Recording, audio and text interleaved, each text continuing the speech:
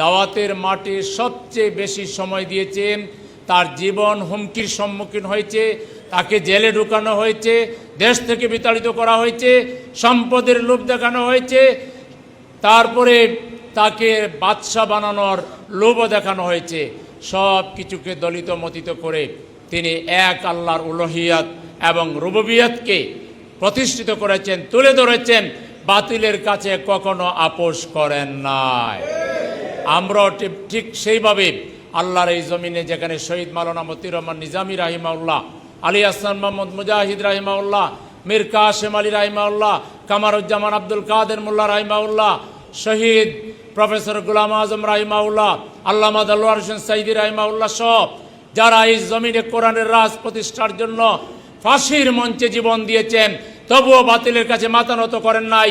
সেই আন্দোলন অনুসারী হিসাবে আল্লাহর এই জমিনে কোরআনের রাজ কায়েম না হওয়া পর্যন্ত আমরা দাওয়াতের ময়দানে সবচাইতে অগ্রসর ভূমিকা রাখবো ইনশাআল্লাহ।